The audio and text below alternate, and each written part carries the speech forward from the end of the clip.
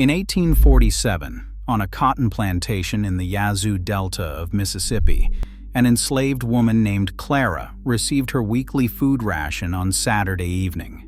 1 peck of cornmeal, 3 pounds of salt pork. That was supposed to feed one adult through 7 days of forced labor that began before sunrise and ended after dark. Number 14 on this list is what Clara and hundreds of thousands of others grew in hidden garden plots during stolen hours after their forced labor ended, because the ration was not enough to sustain a working body, and they understood that even if no one acknowledged it. Number 8 was brought directly from West Africa in the knowledge and memory of enslaved people who arrived with no possessions, only what they knew, and changed American food forever without a word of acknowledgement.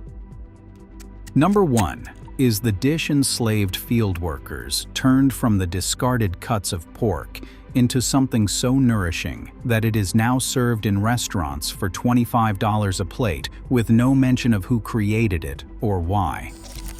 These foods are not a curiosity. They are the record of what human beings made when everything was taken from them except their knowledge. Hit that subscribe button and ring the notification bell. Let's count down the 20 foods that kept enslaved workers going in the cotton fields. Number 20. Cornmeal mush. The weekly ration issued to enslaved adults on most antebellum plantations was built around one ingredient: cornmeal. 1 peck per person per week, roughly 8 pounds, was the standard recorded in plantation ledgers from Georgia to Mississippi throughout the 1830s and the 1840s. Cooked into mush by boiling the meal in salted water until it turned thick and dense and filled the stomach, it provided calories without providing much else. No significant protein, no fat beyond what might be added, no vitamins that a body working 12 to 16 hours a day in southern heat required. Cornmeal cost around 50 cents a bushel in 1845. The weekly ration for one adult cost the enslaver under 10 cents. Enslaved people understood that mush alone would not hold a body through a full day in the fields. They supplemented it with everything on this list, grown and gathered in the hours they were not supposed to have. That is where this food history begins. Number 19. Hoe cakes in the field. The hoe cake was the field meal, not made in a kitchen. It was made at the edge of the cotton field itself during the midday break, using the flat blade of a field hoe held over a small fire as a cooking surface. The hoe blade served as the pan. Cornmeal mixed with water and salt, formed into a flat round by hand, was laid onto the hot metal of the hoe blade and cooked until one side set and browned and could be flipped. The cornmeal was simple, but filling. No pan, no kitchen, no time. The hoe cake fed an enslaved worker through the second half of a day with no defined end. Its name records exactly how and where it was made. Cornmeal cost around 5 cents a pound in 1835. A hoe cake made from a handful of meal cost fractions of a cent. Historians documenting antebellum labor found consistent references to the hoe cake across plantation records from Virginia through Louisiana throughout the 1820s and the 1830s. Historians found the hoe cake across the region. The food survived the era that produced it. The practice it came from is documented history, not legend. Number 18. Sweet potatoes. The sweet potato was one of the most strategically important foods in the lives of enslaved people across the South. It grew in sandy, poor soil that was not being used for cash crops. It required minimal attention once planted. It stored well through winter in root cellars they dug themselves. It provided vitamins A and C and complex carbohydrates that sustained energy through long days of labor in a way the cornmeal ration alone could not. Enslaved people cultivated sweet potatoes in garden plots they tended on their own time, typically the few hours between forced labor and dusk, or the half-day some plantations allowed on Sundays. A bushel sold at market for around 25 cents in 1845. Enslaved people who grew their own were not growing them for sale. They were growing them to stay alive through seasons when the ration ran short. The sweet potato is central to African American cooking today for a reason that goes back directly to this period. It was the food that kept people going when nothing else was provided. Number 17. Collard greens with smoked pork. The knowledge of how to cook collard greens long and slow with smoked pork until the bitterness transformed, the leaves turned silky, and the pot liquor beneath them went dark and rich, came directly from West African culinary traditions that enslaved people carried across the Atlantic. Collard greens grew in kitchen gardens throughout the year in the South, surviving light frosts and producing during seasons when other vegetables failed. Enslaved cooks simmered them for hours in whatever pot was available, with a ham hock or fatback. The long cooking broke down the tough leaves, and the pork enriched the liquid. Nothing was wasted. The pot liquor left behind was sopped up with cornbread. Collard greens grew in kitchen gardens at no cost. Ham hocks sold for around 8 cents a pound in 1848. A full pot of greens with a ham bone cost under 15 cents.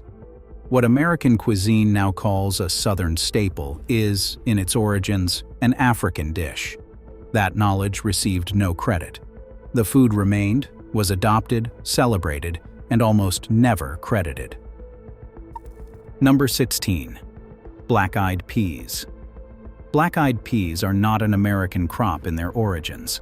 They were brought to the Americas directly from West Africa, where they had been cultivated for over 4,000 years by enslaved people who carried seeds across the Middle Passage in the few possessions they were permitted to keep or hidden in their clothing.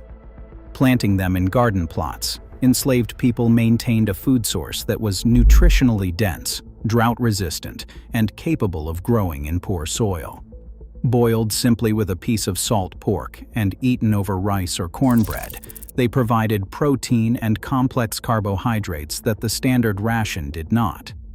Dried black-eyed peas cost around 10 cents a pound in 1850 at market.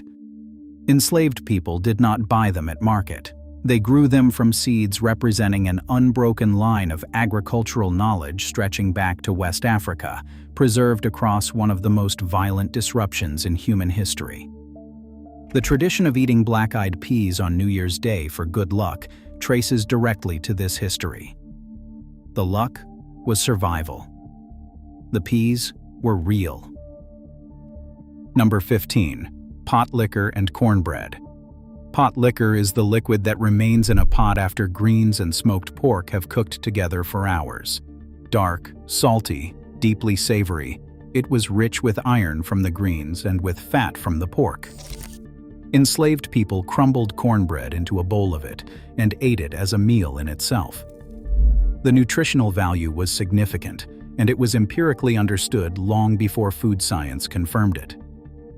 Iron from long-cooked collards and turnip greens concentrated in the liquid. The fat from the pork made that iron more bioavailable.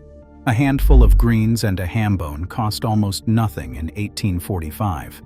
The pot liquor they produced was the most nourishing part of the meal.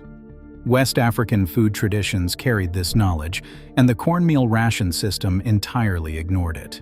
If this history is resonating with you, hit that subscribe button and ring the notification bell. There is more of this story left to tell. Number 14.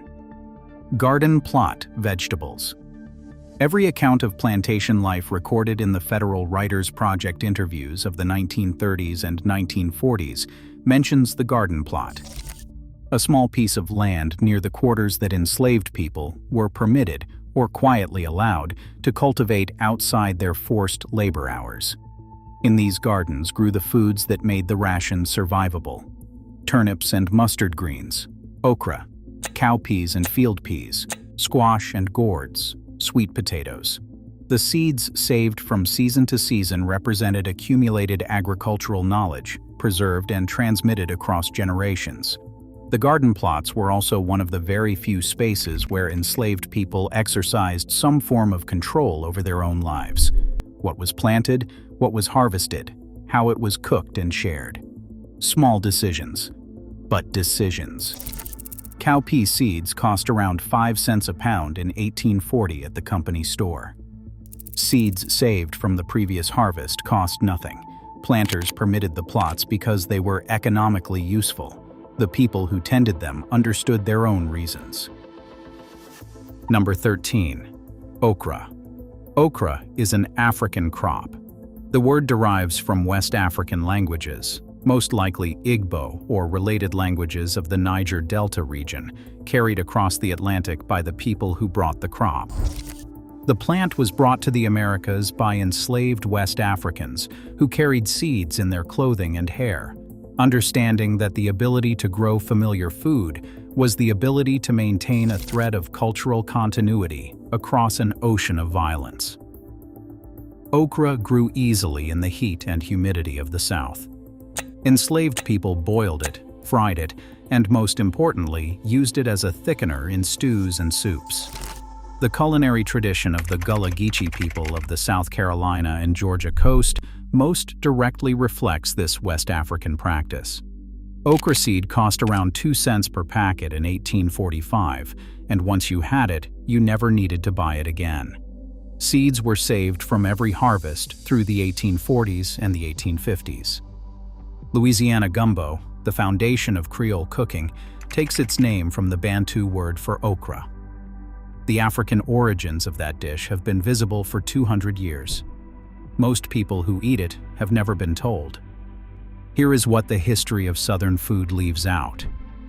The food now celebrated as Southern cuisine did not emerge from European settler culture. It emerged from the labor and knowledge of enslaved people whose contributions are the foundation of everything that came after. The women who cooked in plantation kitchens were enslaved, not cooks by choice. Their knowledge was extracted as surely as the cotton was extracted from the fields. The restaurants that charge $25 for a plate of food, tracing back to enslaved ingenuity, are participating in a tradition of extraction that has never fully been named. If the food that came from the enslaved community is now called American food, comfort food, the food associated with warmth and home, then what credit do the people who created it receive? The historical answer has been none. Number 12. Catfish and river fishing. On plantations near rivers and waterways, fishing provided one of the most significant protein supplements to a ration system chronically deficient in protein. Catfish were abundant in the rivers and bayous of the Deep South. They required no purchased equipment beyond a hook and a line. They could be caught by hand in shallower water by those who had learned the technique, requiring patience and skill rather than money. Cleaned and fried in whatever fat was available, catfish provided complete protein that the salt pork ration supplied insufficiently and the cornmeal ration not at all. A catfish caught from the river cost nothing in 1845, as it does today. On some plantations, enslaved people were permitted to sell surplus fish at market, one of the very few ways to accumulate any form of currency. Fishing happened in the rare free hours. The catfish mattered. It was the difference between enough and not enough on days when the ration came up short. Number 11. Peanuts. The peanut is a West African crop, known across much of Africa as the groundnut. It was cultivated there for centuries, long before enslaved people brought it to the Americas. It grew in the garden plots of the quarters, long before it became a commercial crop. Peanuts were roasted in fire embers, boiled in salted water, ground into a paste and stirred into stews, or dried for storage. They provided concentrated fat and protein and calories, particularly valuable to field workers burning enormous energy and heat. Peanuts sold at around 4 cents a pound in 1845, when there was a surplus to trade. Garden-grown peanuts cost nothing beyond the seeds saved from the previous season, a practice documented in plantation accounts throughout the 1840s. They were, along with sweet potatoes and black-eyed peas, one of the African crops that survived the Middle Passage in the knowledge of the people who carried them. The groundnut became the peanut. The tradition that brought it here received no acknowledgement. Number 10. Fatback and the discarded cuts.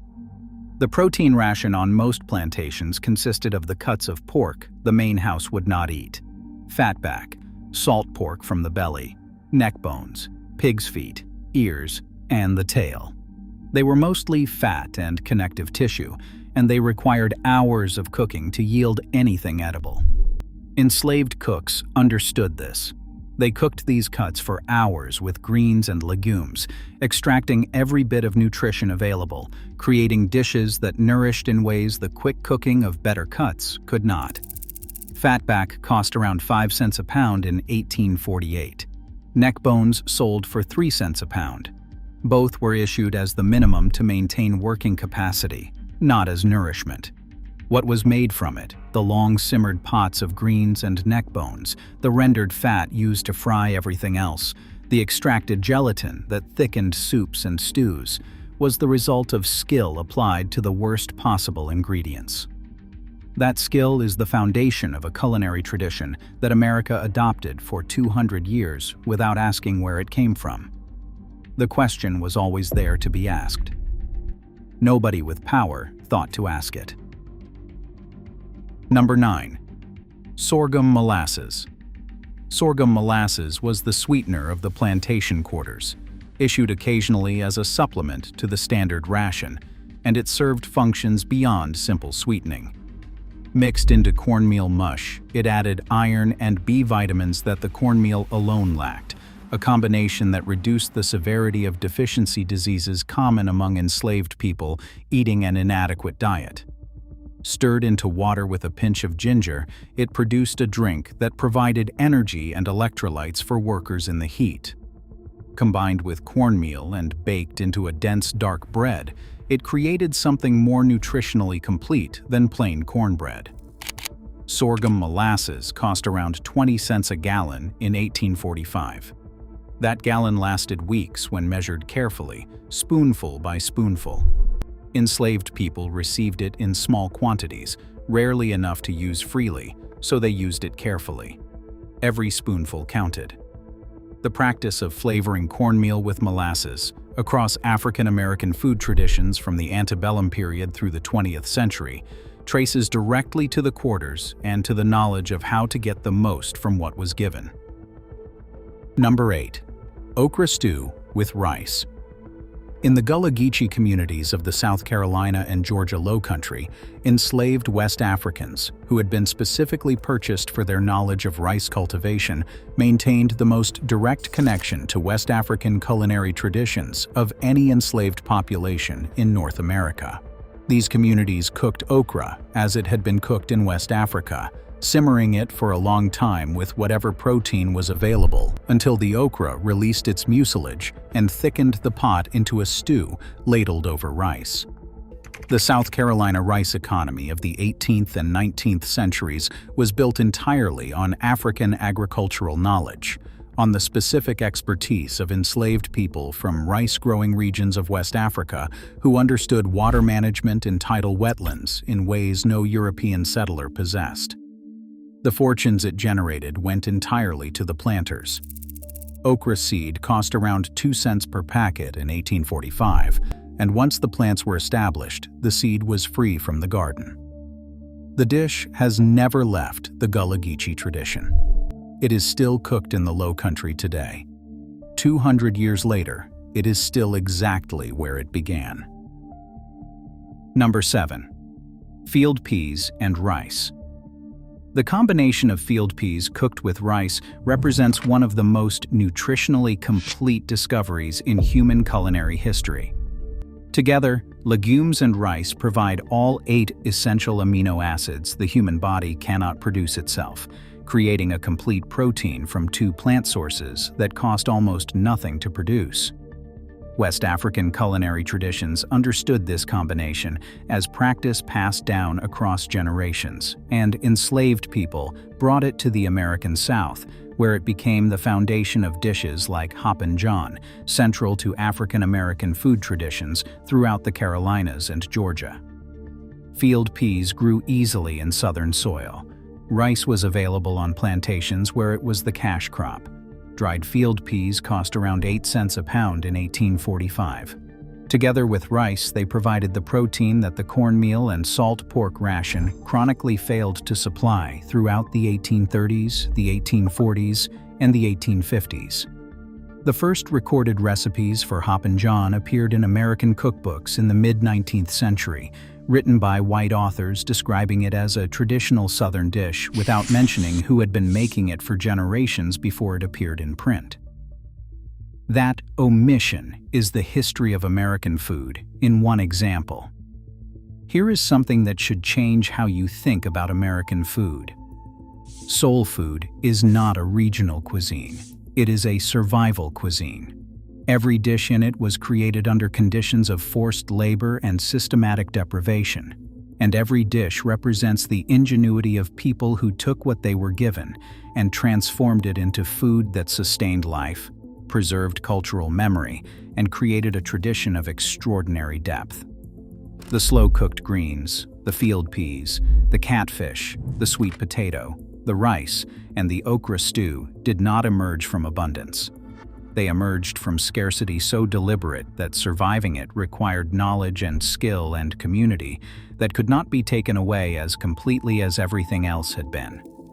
The food that came from the enslaved community is now called American food, Southern food, comfort food.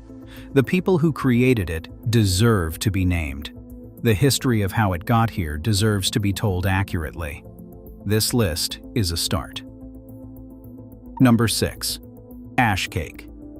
When there was cornmeal and nothing else, no grease, no pan, no time, enslaved field workers made ash cake. Cornmeal, water, salt, shaped by hand into a flat round, laid directly in the hot ashes of a fire at the edge of the field, left until the outside charred and the inside cooked through, brushed clean, eaten immediately because there was no time to wait. A handful of cornmeal cost a fraction of a cent in 1840. Ash cake left a slightly smoky, slightly gritty crust that tasted of fire and nothing else. Ash cake was the meal that asked nothing more than that. It was not pleasant by any standard. It was what you made when you had a handful of cornmeal and a fire and nothing else. Descriptions of ash cake appear throughout the slave narratives collected by the Federal Writers Project from 1936 to 1938. The testimonies of formerly enslaved people recorded in their own words. They described it plainly. No self-pity, no sentimentality, just the record of what happened. That plainness is the most powerful thing about those accounts. Number 5. Wild greens and foraged plants. The knowledge of which wild plants were edible and which were toxic was African and indigenous knowledge, preserved within enslaved communities as a matter of survival. Dandelion greens, polk salad, lamb's quarters, wood sorrel, wild onion, purslane, and the young shoots of cattail all grew in the fields and along the edges of plantation land. They were gathered during work hours when the pace allowed, or during the few hours of free time, and cooked into the evening meal. On plantations where the ration was most severely restricted, the ability to identify and safely prepare wild plants was the difference between enough and not enough. Formerly enslaved people describing their childhoods in the Federal Writers Project interviews consistently mentioned the gathering of wild greens as a normal part of life, something taught by older family members as naturally as any other survival skill. Wild plants cost nothing in 1845. Dandelion greens taste slightly bitter and bright. Lamb's quarters taste mild and green. Wood sorrel tastes of lemon. The knowledge of what to gather was one of the most valuable things an enslaved person could possess. That knowledge belongs to the communities that preserved it. Number 4. Persimmons and wild fruit. The American persimmon ripened in late October and November, dropping from trees along fence lines and field edges across the South.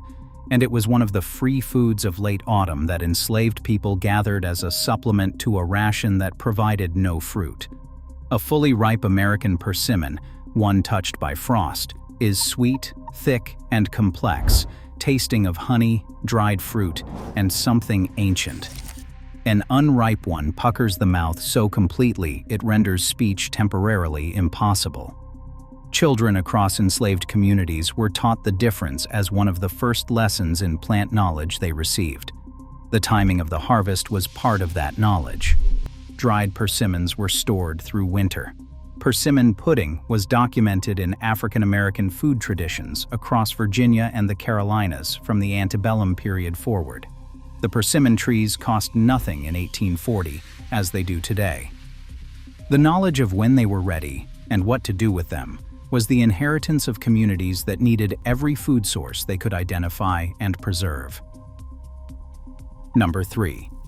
Rice in the Gullah tradition. The South Carolina and Georgia low-country rice economy was one of the most profitable agricultural enterprises in colonial and antebellum America. It was built entirely on African knowledge. Planters who purchased enslaved Africans from the rice-growing regions of West Africa, particularly present-day Sierra Leone and Senegal, were specifically purchasing the agricultural expertise needed to cultivate rice in tidal wetlands. That was a system of water management European settlers did not possess and could not have developed independently. The planters' fortunes were made from this knowledge. The people who possessed it were paid nothing. In the quarters of low-country plantations, rice cooked in the West African manner, steamed until each grain was separate and dry, was both a staple food and a cultural marker. That preparation technique said, "We remember where we came from." The knowledge that produced the rice economy was African. Rice sold at market for around 2 cents a pound in 1845. The profits were not shared with those who knew how to grow it. Number 2. Chitterlings. The chitterling, the small intestine of a hog, was not a food anyone chose when better options were available. It was the part given to enslaved people because it was the part the main house discarded, and it required hours of meticulous washing before cooking could begin. Enslaved cooks did that work. They cleaned the chitterlings in multiple changes of water, and they cooked them for hours in seasoned broth until the tough tissue softened. They flavored them with onion, hot pepper, and vinegar, in combinations reflecting West African traditions of using acid and heat to balance rich ingredients. Hog intestines cost planters nothing in 1845 because they assigned them no value. What was made from them, through hours of skilled labor and culinary knowledge, provided protein, fat, and collagen in a form the body could use. Chitterlings remain central to African American food traditions because the tradition traces directly to the quarters and to people who transformed the discarded parts of the hog into something that sustained life. Not because people wanted them, because people needed them. Number 1. Slow-cooked neckbones and greens. Neckbones are the vertebrae of a hog, sold as scrap, with small amounts of tough flesh in the crevices that require hours of cooking to release. Collard greens, an onion, salt, red pepper, everything placed in one pot and cooked for 3 to 4 hours until the bones gave up every trace of marrow and gelatin. The greens turned silky and dark, and the pot liquor became something deeply savory that tasted nothing like the sum of its parts. Neckbones cost 3 cents a pound in 1850. The greens from the garden cost nothing. Everything else was knowledge passed from mother to daughter for generations. The dish is the foundation of African American cooking. It is served today in restaurants across America and called soul food, southern food, comfort food. All of those names are correct. None of those is the most complete name. The most complete name is food made by people given almost nothing who created something that lasted and nourished and connected generations. That is what Clara made in 1847. It became the food of a nation that has not yet fully reckoned with who made it. Clara's grandchildren left Mississippi in the Great Migration. They took the recipes with them. The cornbread and the greens and the neckbones and the sweet potato pie and the black-eyed peas went north to Chicago and Detroit and New York, carried in the same way that the seeds of black-eyed peas and okra were carried across the Atlantic. In memory, in hands, in the knowledge that what you can make from almost nothing is worth more than what you are given. Make one of these this week. The pot of greens with a ham bone and neck bones. The hoe cakes with nothing but cornmeal and water and a hot pan. The black-eyed peas with rice. Tell me in the comments which of these foods your family still makes. Tell me what you call them. Tell me if you know where they came from. Because the food is still here. And the people who created it deserve to be remembered by name.